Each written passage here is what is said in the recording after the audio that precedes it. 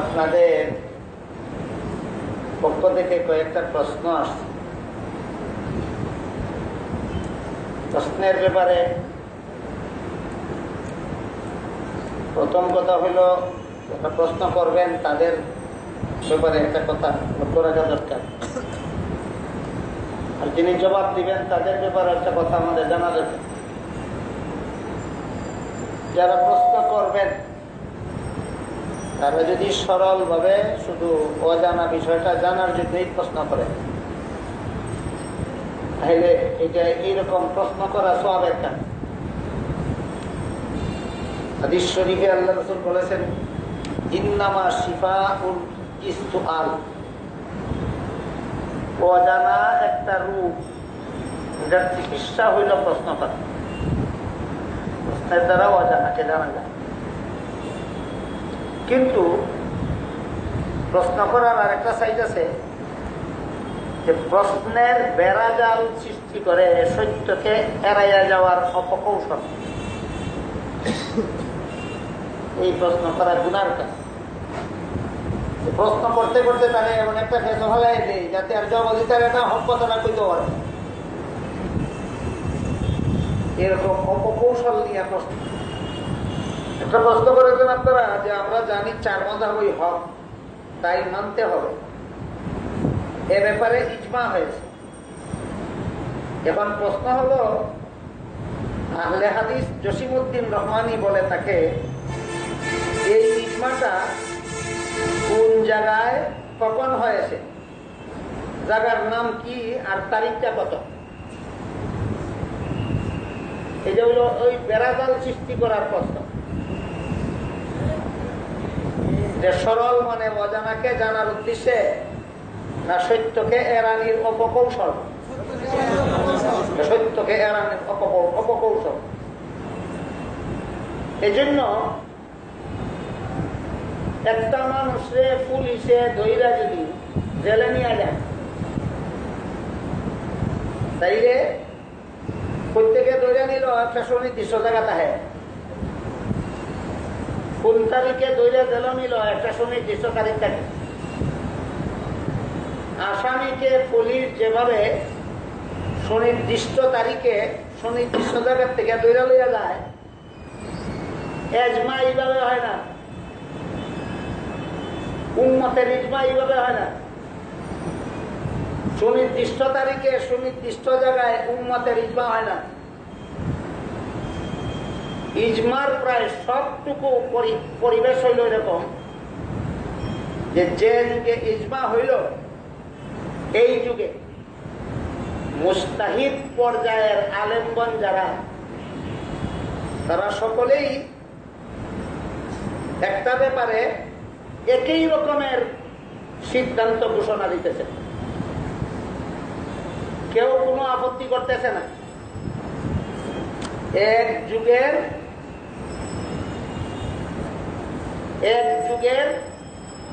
এইরকম নির্ভরযোগ্য সমস্ত আলেমগণ যার যার বাড়িতে দেখে, যার যার দেশে দেখে, যার যার এলাকায় দেখে একটা ব্যাপারে একই রকমের সিদ্ধান্ত ঘোষণা করতেছেন, একই রকমের সিদ্ধান্ত জনগণকে দিতেছেন।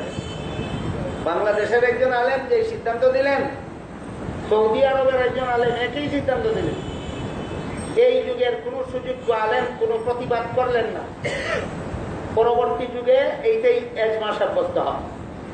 কোন তারিখে কোন জায়গায়, কোন তারিখে না এক যুগে, যে এজমা প্রতিষ্ঠিত হওয়ার জন্য একটা যুগের দরকার হয়, সেই এজমা কোন তারিখে হইল, এইরকম প্রশ্ন করা বন্ড মূর্খের কাজ।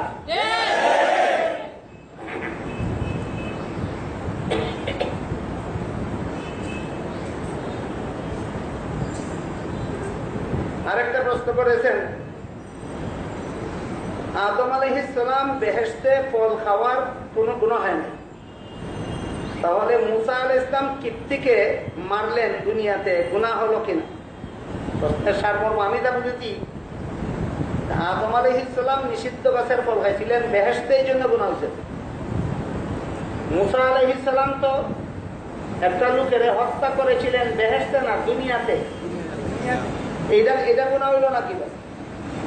এইটা হলো আমি যা বুঝছি প্রশ্নের সামনে যে আয়াতে আছে হযরত মুসা আলাইহিস সালামের খুশি খাইয়া একটা লোক মারা গেছিল, সেই আয়াতের তাফসীরে উল্লেখ আছে তিনি হত্যা করার জন্য খুশি দেননি, এবং খুশিটা একটা খুশি খাইয়া মরে যাওয়ার মতো খুশিও ছিল না।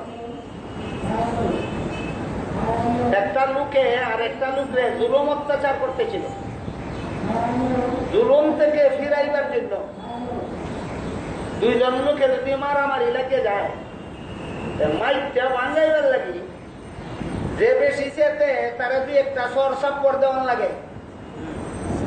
এই পর্যায়ে মুসা আলাইহিস লোকটারে খুশি দিয়েছে, কিন্তু আল্লাহর কুদরতে মুসা আলাইহিস খুশির মধ্যে আল্লাহ এমন একটা শক্তি দিয়া দিচ্ছেন যে ওনার অনিচ্ছাবশত আল্লাহর কুদরতে এক খুশি খাইয়া মরে গেছে। বুঝে থাকতে বলেন মুসা আলাইহিস সালাম ইচ্ছাকৃত ভাবে একটা লোক খুন করেছিলেন না, একটা সৎ কাজ করতে গিয়ে অনিচ্ছাবশত দুর্ঘটনা ঘটে গেছে, অনিচ্ছাবশত দুর্ঘটনা ঘটে গেছে। আপনি একটা বাসে বসা আছেন, বাসটা ছেড়ে দিতে আর একটা লোকে বাসটাতে উঠতে চায়, আপনি তার হাতে ধরলেন কি জন্য? তারা হত্যা করার জন্য না সহজে গাড়িতে উঠার সাহায্য করার জন্য? ঘটনাক্রমে আপনি হাতে ধরার কারণে সে রুদ্ধ হয়ে গেল, আর পড়ার সাথে সাথে তার উঠে দেখার ইচ্ছা গেল না। বাহ্যিক দৃষ্টিতে দেখা যায় আপনি ধরার কারণে মরছে, আপনি মারছেন না দুর্ঘটনাবশত? হযরত মুসা আলাইহিস সালাম ঝগড়া ভাঙানোর জন্য সহযোগিতা করার চেষ্টা করেছিলেন, অ্যাক্সিডেন্টলি এই লোকটা এই অবস্থার ভিতর বেড়াচ্ছে। আপনি যেমন এই লোকটার খুনের জন্য দায়ী নন, হযরত মুসা আলাইহিস সালাম ওই লোকটার খুনের জন্য দায়ী নন। এইরকম অনেক নবীর জীবনে এমন কিছু ঘটনা আছে যেগুলির অপব্যাখ্যা করলে নবীর গুনাহগার সাব্যস্ত করা যায়, সহি ব্যাখ্যা করলে গুনাহগার সাব্যস্ত হয়। এই একটা মূলনীতি আপনাদের জানা থাকলেই হয়। অনেক নবীর জীবনে এমন কিছু ঘটনা আছে যেগুলি অপব্যাখ্যা করলে নবীকে গুনাহগার সাব্যস্ত করা যায়, সহি ব্যাখ্যার দ্বারা গুনাহগার সাব্যস্ত হয় না। বলছেন এটুকু বলেন। আর একটা প্রশ্ন করেছেন, না বুঝে মুখস্থ করার অভ্যাস প্রতিভাকে ধ্বংস করে। আজকাল কোন কোন পণ্ডিতে কয় যে কুরআন শরীফ না বুঝে মুখস্থ করার কোন মানে নাই প্রতিভা ধ্বংস করা ছাড়া। এই কথাটা যারা বলে এর মধ্যেও বেশিরভাগ লামাজাবি, অনেক লামাজাবির আজকাল বলে কুরআন শরীফ না বুঝে মুখস্থ করার কোন সার্থকতা নাই। আচ্ছা, আমি আপনাদেরকে একটা কথা জিজ্ঞেস করি। এক হাদিসে আল্লাহ রাসূল সাল্লাল্লাহু আলাইহি ওয়াসাল্লাম বলেছেন, কুরআন তেলাওয়াতকারী প্রতি হরফে 10টা করে নেকি পায়। আশা করি হাদিসটা আরো শুনেছেন আপনারা। কুরআন তেলাওয়াতকারী প্রতিটা হরফ উচ্চারণের বিনিময়ে 10টা করে সওয়াব পায়।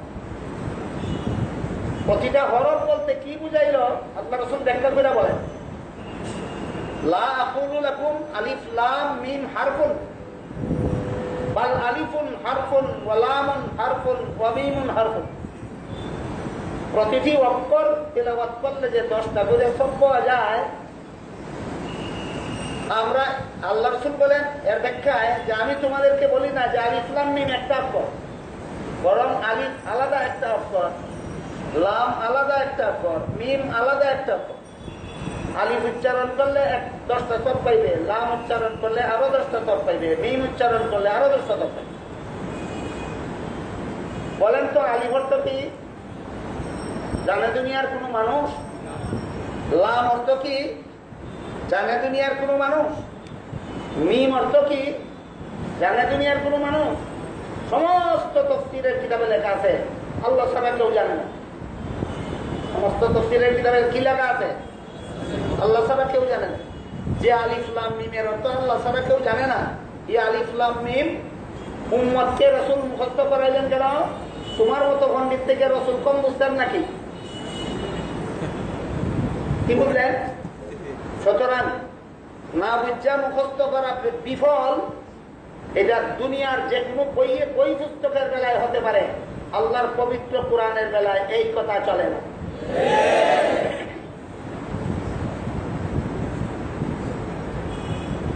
একটু সময়ের জন্য যদি আপনারা এই কথাটা মান্য নেন যে না বুঝা মুখস্থ করার বিফল, যারা যারা নামাজ পড়েন সূরা ফাতিহা পড়েন কিনা? দেখে দেখে না মুখস্থ করছেন? আপনার মুখস্থ বিফল, নামাজের কি উপায় হবে? এগুলি ফালতু আলাপ না? ফালতু আলাপ। এরপরে আপনারা প্রশ্ন করছেন, বর্তমান জমানায় সারা বিশ্বে চাঁদের সংবাদ পৌঁছে দেওয়া সম্ভব থাকা সত্ত্বেও আমরা একই দিনে ঈদ করি না। চাঁদের সংবাদ পৌঁছে দেওয়া সত্ত্বেও আমরা ঈদ করি না কেন? যে আপনার প্রশ্ন। হাদিস শরীফে আল্লাহ রাসূল সাল্লাল্লাহু আলাইহি ওয়াসাল্লাম বলেন, চাঁদের সংবাদ পাইলেই ঈদ করো, এইটা বলেন। রাসূল বলছেন চাঁদ দেখে রোজা রাখো, চাঁদ দেখে ঈদ করো। আমাদের প্রশ্ন তো রাসূলের কথার বিরুদ্ধে যায়। চাঁদের সংবাদ পাইয়া রোজা রাখো, চাঁদের সংবাদ পাইয়া ঈদ করো, তো রাসূল বলেনই না। রাসূল বলছেন চাঁদ দেখলে রোজা রাখো, চাঁদ দেখলে ঈদ করো।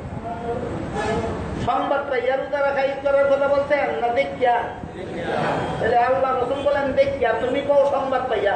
তোমার কথা মানবো না রাসূলের কথা মানবো? হ্যাঁ, চাঁদ দেখা সম্বলিত হাদিসগুলি ব্যাখ্যা সাপেক্ষ। চাঁদ দেখা সম্বলিত যে সমস্ত হাদিস আছে, এই হাদিসগুলি ব্যাখ্যা সাপেক্ষ।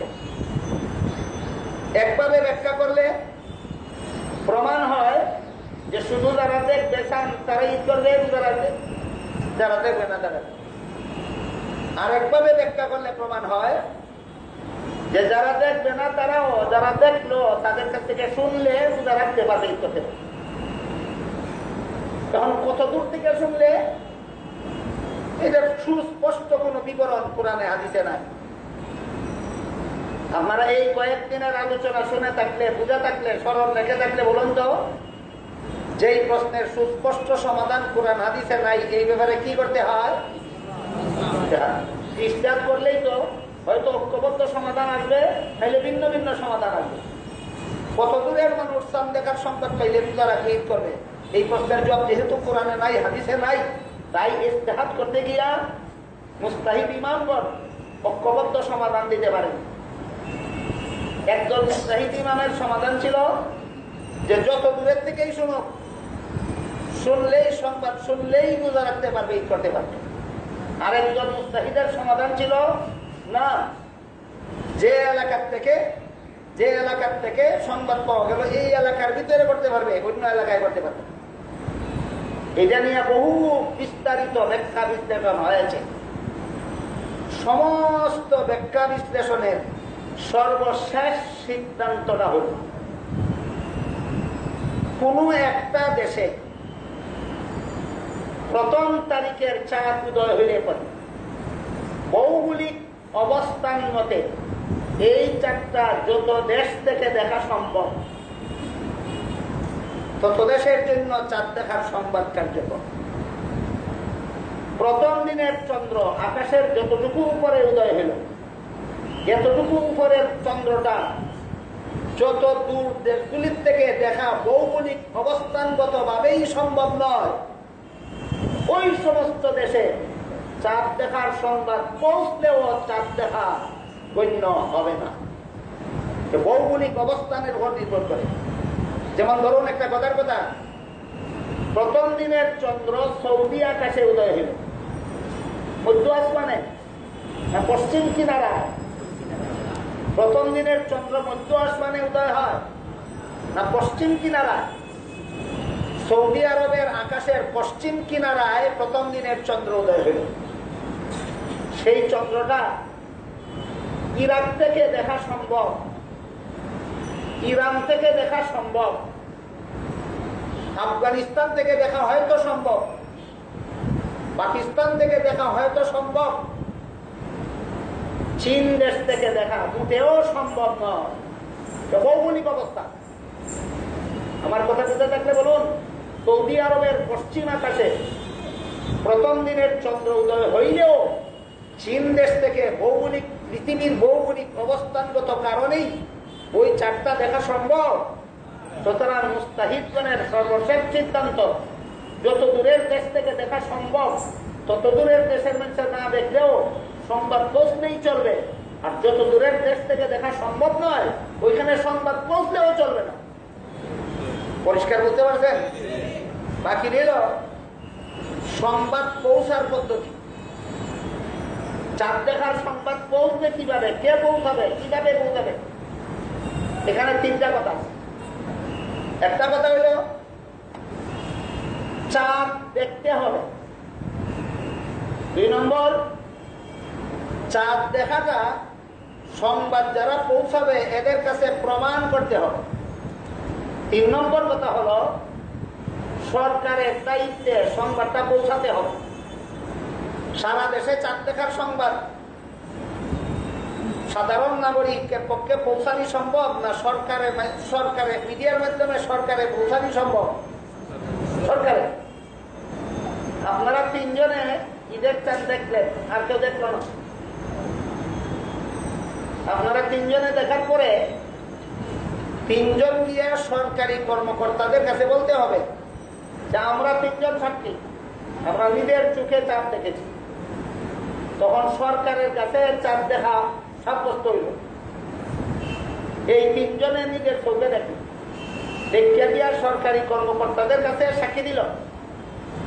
সাক্ষী দেওয়ার পরে সরকারের কাছে চাঁদ দেখা সাব্যস্ত হইল। এখন সরকার তার মিডিয়ার মাধ্যমে সারা দেশে প্রচার করে দিল যে চাঁদ দেখা সাব্যস্ত হয়েছে, আমরা চাঁদ দেখার সাক্ষী পেয়েছি। এই তিনটা কাজের দ্বারা চাঁদ দেখার সংবাদ প্রচারিত। এবার বলুন, সারা দুনিয়াতে এই 3 পদ্ধতিতে চাঁদ দেখা প্রমাণের কোন ব্যবস্থা কি আধুনিক বিশ্বেও আছে? আছে? সারা দুনিয়াতে এই চাঁদ দেখা প্রমাণ হবে কিভাবে? সাক্ষী দিবে কে? সাক্ষী নিবে কে? সারা দুনিয়াতে প্রচার করার দায়িত্বশীল কে? কেউ নাই। সুতরাং সারা দুনিয়াতে একদিনের রোজা রাখা, একদিনে হজ করার প্রস্তাবটা অযৌক্তিক, অবান্তর, ভৌগোলিক অবস্থান সম্পর্কে অজ্ঞতার পরিচয় ছাড়া আর কিছু নয়।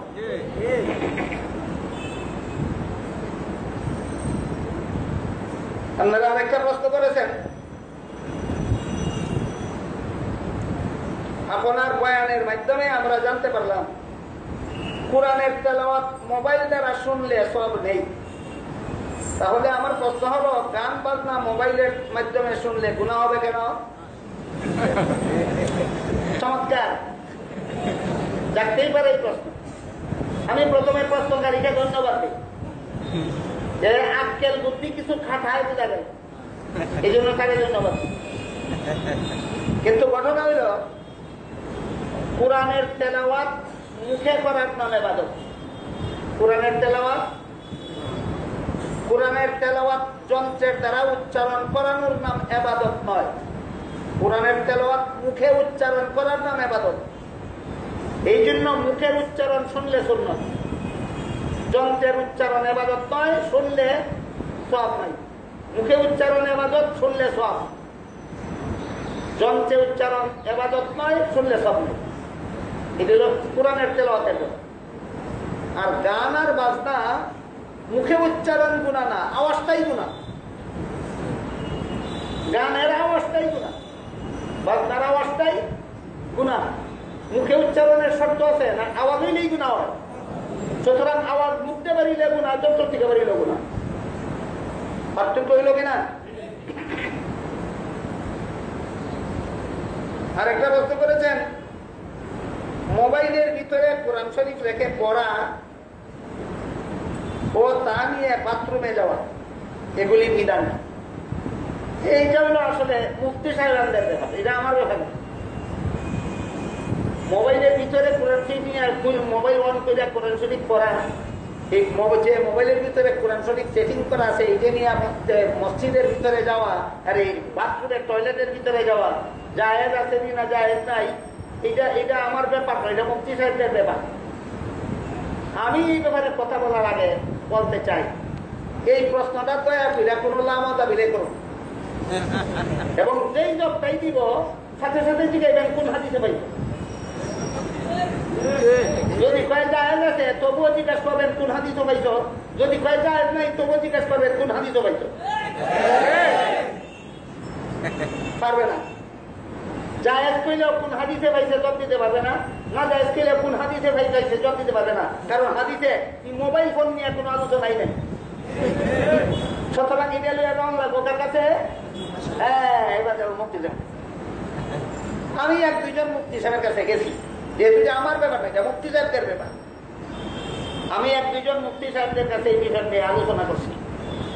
ইনিরা বলছেন যে মোবাইলের ভিতরে কোরআন শরীফ সেটিং করলে পরে যতক্ষণ পর্যন্ত কোরআন শরীফের লেখাগুলি দেখা যায় না, পাশে না, অন করলে তো দেখা যায়, অন না করলে তো দেখা যায় না, ততক্ষণ পর্যন্ত এটা নিয়ে বাথরুমে টয়লেটে প্রবেশ করা যাবে। যদি কোরআনের তেলাওয়াত আয়াতগুলি দেখা যায় তখন দৃশ্যমান অবস্থায় এটা নিয়ে বাথরুম টয়লেটে প্রবেশ করা যাবে না, অদৃশ্য থাকা অবস্থায় বাথরুম টয়লেটে প্রবেশ করা যাবে।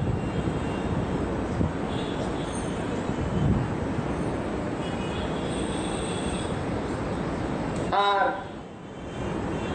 মোবাইলে সেটিং করা তিলাওয়াত, কোরআন ওয়ান করে তিলাওয়াত করতে কোনো গুণা নেই,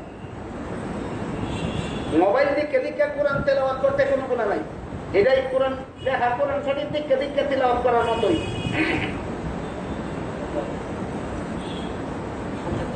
হ্যাঁ, মোবাইল দিকে দিকে কোরআন শরীফ করলে সব হবে, যেমন ভাবে লেখা কোরআন শরীফ দিকে দিকে তিলাওয়াত করলে সব হবে।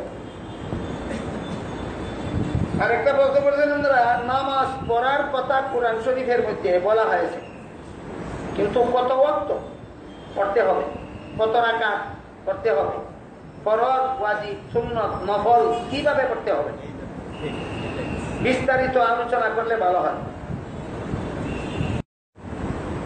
কোন বেলার কত নামাজ, কত রাকাত নামাজ ফরজ, নামাজের 5 বেলার নাম কি, 5 বেলা নামাজ তো ফরজ, কোন বেলার নাম কি, কোন বেলার নামাজ কত রাকাত ফরজ, কত রাকাত ওয়াজিব, কত রাকাত সুন্নাত, কত রাকাত নফল, কোনটা আগে পড়তে হবে, কোনটা পরে পড়তে হবে, কোনটা কিভাবে পড়তে হবে, এই প্রশ্নগুলি লামাদের ভিতরে করুন।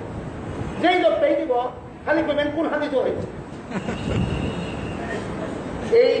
এই সবগুলি প্রশ্নের বিস্তারিত জবাব শুধু কোরআনের আয়াতের দ্বারা নয়, শুধু রাসূলের হাদিসের দ্বারা নয়, সবগুলি প্রশ্নের জবাব কিছু কোরআনের আয়াতের দ্বারা পাওয়া যায়।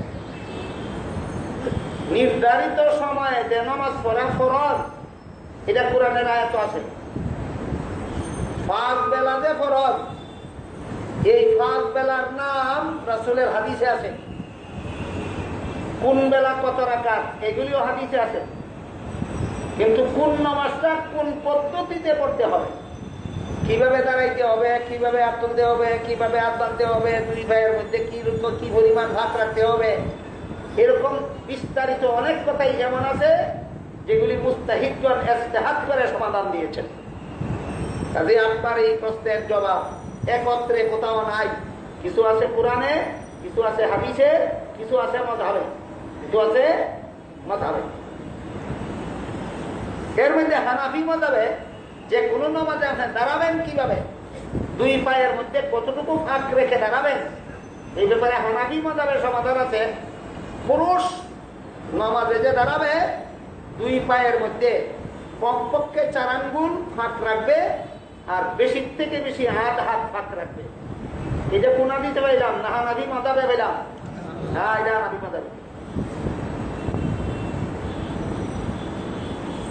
আরেকটা প্রশ্ন করেছেন আপনারা, আমরা জানি কোরআন শরীফে 6666 আয়াত আছে। আলিয়া মাদ্রাসার শিক্ষকগণ বলেন কোরআনে 6666 আয়াত নাই। কাজে কোনটা নেই? আল্লামা শামসুল হক আফগানি রহমতুল্লাহ আলাইহি উলুমুল কোরআন নামক কিতাবে লিখেছেন, উম্মুল মুমিনিন হযরত আয়েশা রাদিয়াল্লাহু তাআলা আনহার বর্ণনা মতে সমস্ত কোরআনের আয়াত সংখ্যা ৬,৬৬৬। এই যে ৬,৬৬৬ আয়াত, ৬,৬৬৬ আয়াত, এটার রেফারেন্সটা আপনাদেরকে বললাম। এই কথাটা ভাবা গেল কোথায়? আল্লামা শামসুল হক আফগানী রহমতুল্লাহি আলাইহি উলুমুল কুরআন নামক কিতাবে লিখেছেন, হযরত আয়েশা কোরআনের আয়াতগুলি গুনছেন। আয়েশা কন্যা কইছেন, আমি কন্যা পাইছি ৬,৬৬৬ আয়াত। এখানে কথাটা পরিষ্কার ভাবে বোঝার জন্য আরেকটা কথা আপনাদের মনে রাখতে হবে, সেটা হলো কোন আয়াত কোন জায়গার থেকে শুরু হইল আর কোন আয়াত কোন জায়গার থেকে শেষ হইল, এই ব্যাপারে গণ্যওয়ালাদের মধ্যে দ্বিমত আছে, ভিন্ন ভিন্ন মত আছে। একজন বলছেন এই আয়াতটা এই পর্যন্ত শেষ হয়েছে, আর একজন বলছেন না আয়াতটা এখানে শেষ হয়েছে না, এখানে শেষ হয়েছে। যিনি বলছেন এখানে আয়াত শেষ হয়েছে, ওনার গোনা মতো 2 আয়াতে 1 আয়াত। যিনি বলছেন এখানে শেষ হয়েছে, ওনার গোনা মতো 2 আয়াত।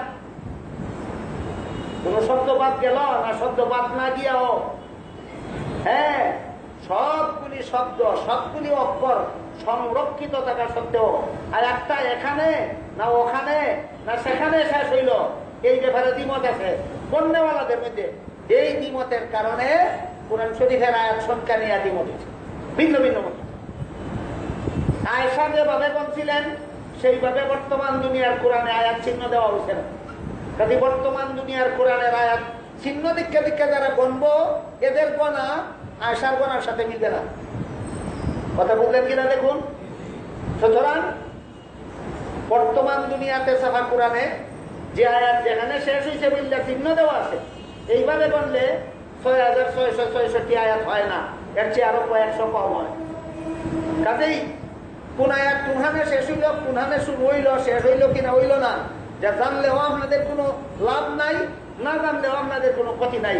প্রচলিত একটা প্রসিদ্ধ কথা, ও শুনছেন বুঝছেন মনে রাখেন, এটা নিয়ে দ্বিমত থাকলে মুসলমানের ধর্ম পালনে কোনো ক্ষতি নাই। কাজে এটা নিয়ে বেশি বাড়াবাড়ি করা উচিত নয়।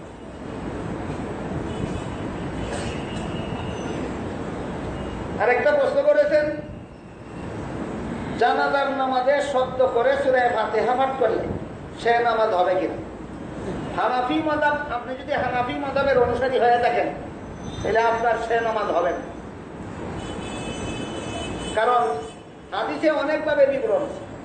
কোন হাদিসের দ্বারা সূরা ফাতিহা পড়ার কথা আছে, কোন হাদিসের দ্বারা সূরা ফাতিহা না পড়ার কথা প্রমাণিত। হানাফি মাযহাবে সূরা ফাতিহা না পড়ার হাদিসগুলি গণ্য। কাজে আপনি যদি সব কাজ করেন হানাফি মাযহাব মতো, আর জানাজা পড়ার বেলায় গিয়ে হানাফি মাযহাব ছেড়ে দেন, তাইলে আর আপনার মাযহাব মানা হইল না। কাজে হানাফি মাযহাব মতো জানাজার নামাজের মধ্যে সূরা ফাতিহা নাই। এটার উদাহরণ ঠিক মুক্তাদিদের সূরা ফাতিহা পড়ার মতো। শাফি মাযহাব মতো মুক্তাদিদের সূরা ফাতিহা পড়া আছে, হানাফি মাযহাব মতো নাই। আপনি সব কাজ করলেন হানাফি মাযহাব মতো, আর নামাজের জমাতে শরীক হইয়া শাফি মাযহাব মতো সূরা ফাতিহা পড়লেন, এটা হইল কথা। বুঝলেন কিনা দেখুন। ডাক্তার সবাই যোগ্য, সার্টিফিকেট দেন, একবারে ডাক্তারের ওষুধ আর একবার আরেক ডাক্তারের ওষুধ খাইবেন না, যে ডাক্তার ধরছেন এক ডাক্তারের ওষুধ খাইতে হবে। ঠিক তেমনি ভাবে যে মাযহাব গ্রহণ করছেন জীবনের সকল কাজের ব্যাপারে সেই মাযহাবের সিদ্ধান্ত গ্রহণ করতে হবে। আরেকটা প্রশ্ন করছেন, নবী ওয়ালি বুজুর্গদের উসিলায় আল্লাহ তাআলার কাছে দোয়া করা কি শিরক? লা মাযহাবিরা কয় শিরক। আহলে সুন্নাত ওয়াল জামাতের আকীদা মতে শিরক নয়। এই ব্যাপারে গত বছর বিস্তারিত আলোচনা হয়েছে, বই আকারে ছাপা হয়েছে। যারা বিস্তারিত জানতে চান, গত বছরের বই ওই সিঁড়ির নিচে বলা হয়েছে, এখান থেকে যাওয়ার সময় নিয়ে যেতে পারে।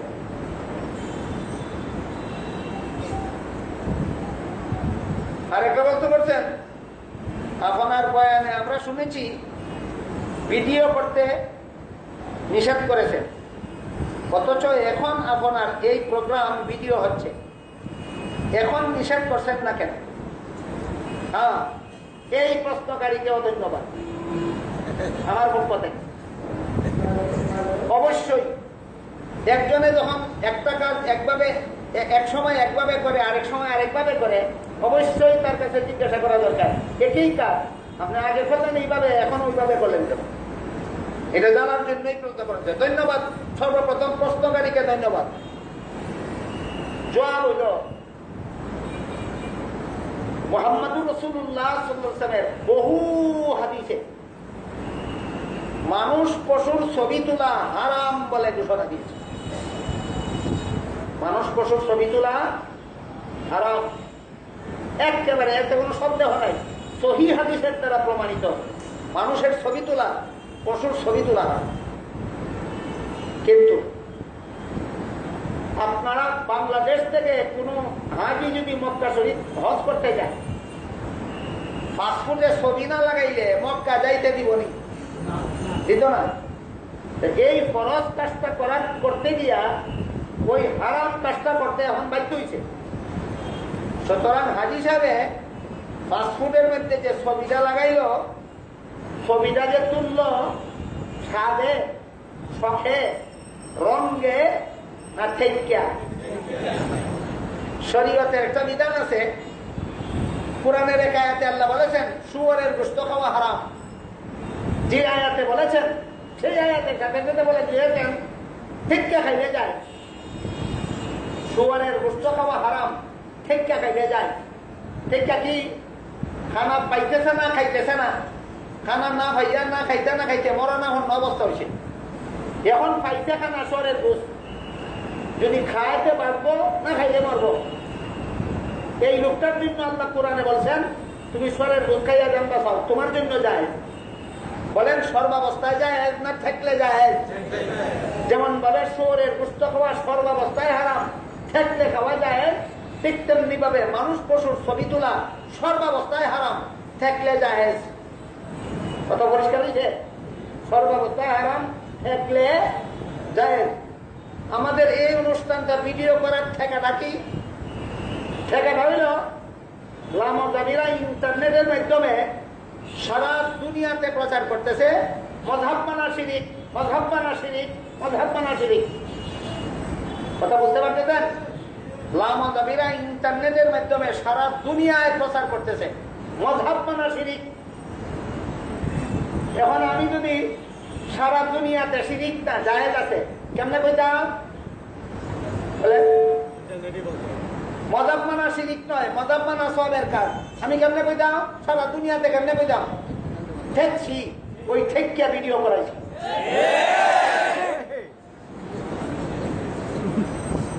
বলেন রঙে, স্বাদে, শখে ভিডিও করা যায় না ঠেকা যায়? ওই যেখানে রঙে করে এখানে নিষেধ করি, যেখানে ঠেকা করে বাধা দেই না। আপনারা আরেকটা প্রশ্ন করছেন, বর্তমানে অনেক লামাযহাবী ও সাধারণ মানুষ মক্কা মদিনার দলিল দেয় এবং আল মাদানির হকিকত কি? মক্কা মদিনার দলিল যদি সব ক্ষেত্রে দিত তাহলে তো মন্দ ছিল না। স্বার্থের বেলায় মক্কা মদিনার দলিল দেয় আর স্বার্থ ছাড়লেই বা। মক্কা মদিনার কিছু আলেম আছেন যারা মযহাব মানেন না, মযহাব না মানবার লাগে মক্কা মদিনার দলিল দেয়।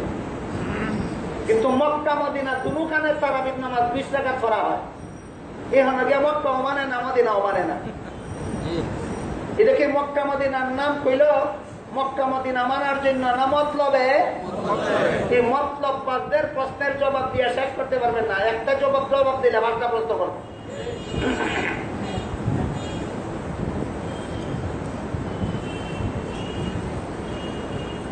আল মাদানী বলতে প্রশ্নকারী কি বুঝাইছেন আমি পরিষ্কার বুঝি নাই। তবে ভারতের একটা লোক দাম্মান থেকে সারা দুনিয়ার চারো মাযহাব অনুসারীদেরকে শিরিক বেদাতে লিপ্ত বললে যে অপপ্রচার চালাইছে, এই লোকটার নাম মতিউর রহমান।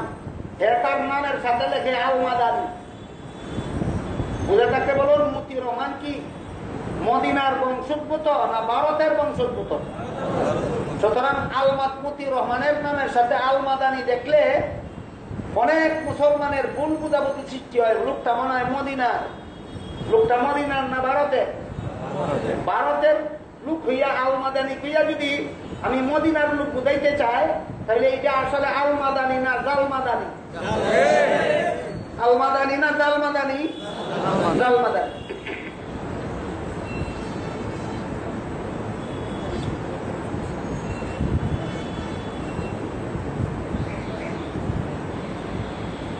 আরেকটা বলতে পারছেন, আল্লাহ তাআলা সর্বত্র বিরাজমান। তাহলে রসুলকে আল্লাহ তাআলা মেরাজের জন্য কেন সপ্ত আকাশ পাড়ি দিয়ে ঊর্ধ্বগামী করলেন? আল্লাহ যদি সবখানে থাকেন, তাহলে রসুলের সাথে তো আল্লাহ রসুল যেখানে ছিলেন সেখানেই সাক্ষাৎ দিতে পারতেন। 7 আসমানের উপরে আল্লাহ আরশে নিয়ে গেলেন। জবাবটা বোঝার জন্য আপনাদের মনে রাখতে হবে, আল্লাহ পাক রব্বুল আলামিনের গোটা জগৎ জুড়ে একান্ত ঘনিষ্ঠ বন্ধু হলেন মুহাম্মদুর রাসূলুল্লাহ সাল্লাল্লাহু আলাইহি ওয়াসাল্লাম। মুহাম্মদুর রাসূলুল্লাহর মতো ঘনিষ্ঠ বন্ধু জগতে আল্লাহর আর দ্বিতীয় জন নাই। আরো অনেক বন্ধু আছে, মুহাম্মদুর রাসূলুল্লাহর মতো এত ঘনিষ্ঠ বন্ধু নয়। বুঝে থাকতে বলুন তো, আল্লাহর একান্ত ঘনিষ্ঠ বন্ধু কজন? তিনি হলেন মুহাম্মদুর রাসূলুল্লাহ। প্রশ্নের জবাব দিবার আগে আপনাদের জিজ্ঞাসা করতে চাই, আপনাদের কারো যদি একান্ত ঘনিষ্ঠ একজন বন্ধু থাকে, এই বন্ধুর সাথে যেখানে সেখানে হাটে মাঠে শহরে বন্দরে একান্ত ভাবে সাক্ষাৎ করবেন, না আপনার একান্ত খাস কামরা আপনার বিশেষ স্থানে আপনার এক ঘনিষ্ঠ বন্ধুর সাথে যদি যেখানে সেখানে সাক্ষাৎ করলে বন্ধুকে মর্যাদা দেওয়া হয় না, বিশেষ স্থানে সাক্ষাৎ করলে বন্ধুর মর্যাদা হয়, ঠিক তেমনি ভাবে আল্লাহ পাক রব্বুল আলামিন যেখানে সেখানে আছেন, কিন্তু ঘনিষ্ঠ বন্ধুর সাথে যেখানে সেখানে নয়, আল্লাহর খাস জায়গায় ঘনিষ্ঠ বন্ধুর সাথে সাক্ষাৎ প্রদান করছেন।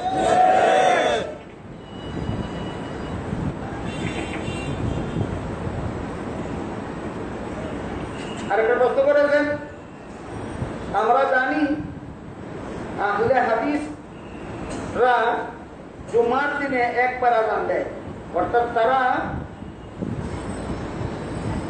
দুবার আযান দেয় না।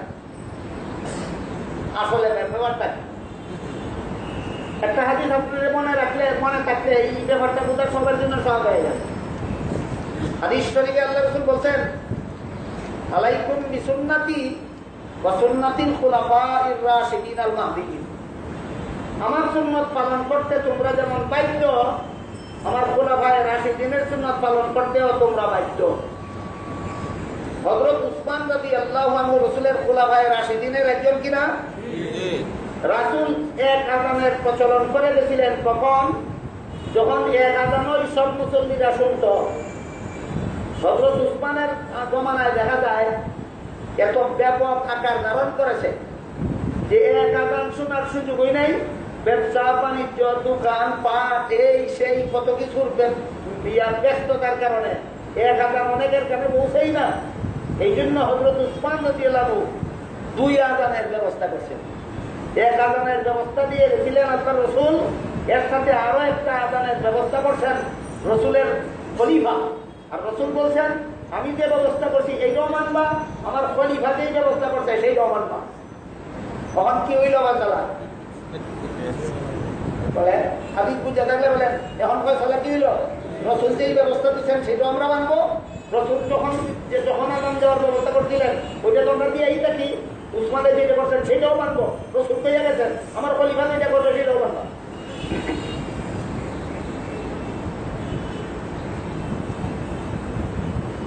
রাসূল সাল্লাল্লাহু আলাইহি ওয়াসাল্লাম কি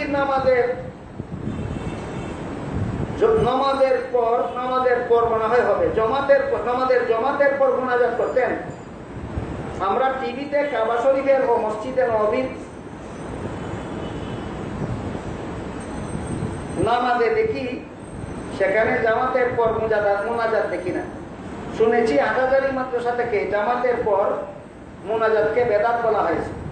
এ ব্যাপারে হাদিসের আলোকে সবিনয়ে জানতে চাই।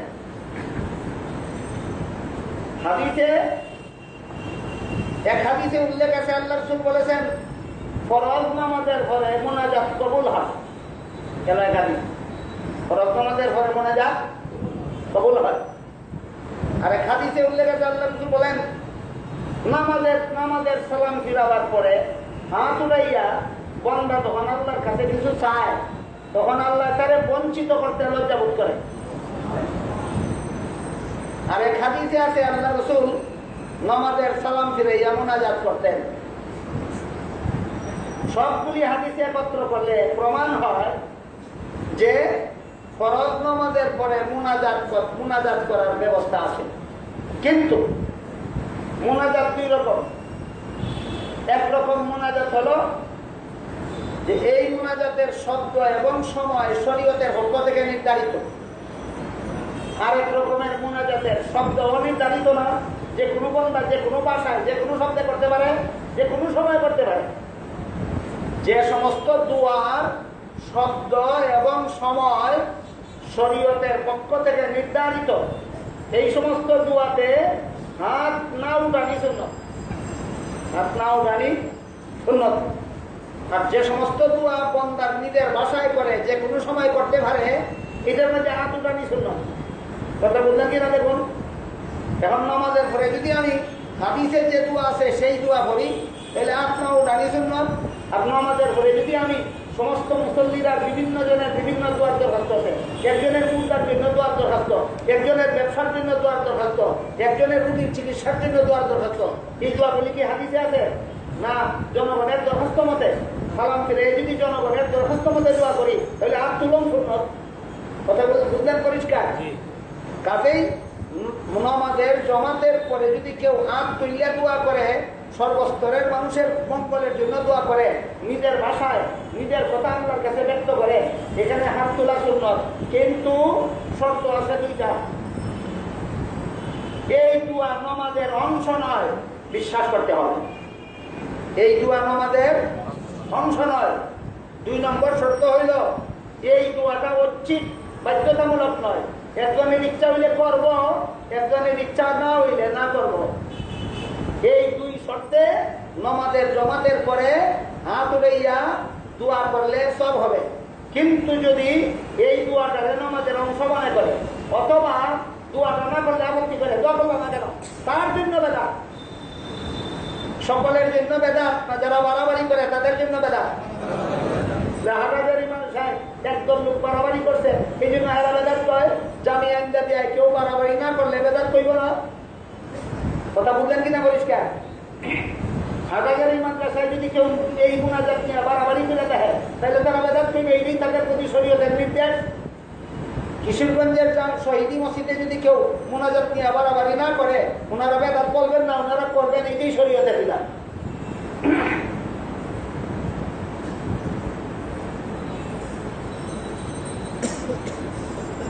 আজকে আর সময় নাই।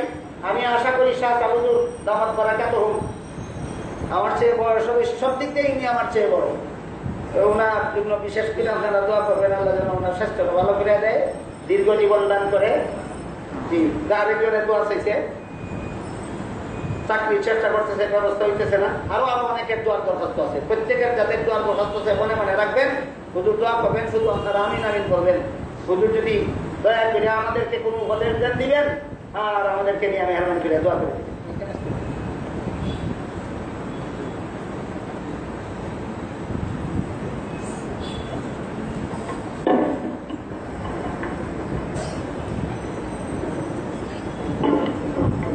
আলহামদুলিল্লাহ, সুম্মা আলহামদুলিল্লাহ, সুম্মা আলহামদুলিল্লাহ। আল্লাহ তাআলার লাখো কোটি শুকর যে আল্লাহ রাব্বুল আলামিন এই 5 দিন আল্লাহ তাআলার ওই বান্দা যাকে আল্লাহ নিজে ওয়াহাব করেছেন, ইলমে লুদুনি আল্লাহ তাআলা যাকে দান করেছেন, এবং উপস্থাপনার এমন এক সুলতান আল্লাহ তাআলা বানিয়েছেন, যার দ্বিতীয় আল্লাহ তাআলা আমাদের কাছে দেখান নেই।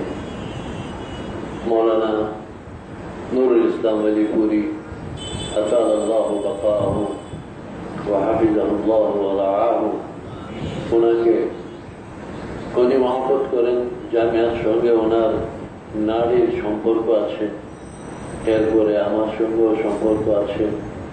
এই জন্য অনুরোধ করলে অনুরোধ রাখেন, এই জন্য তার শুকর আদায় করি।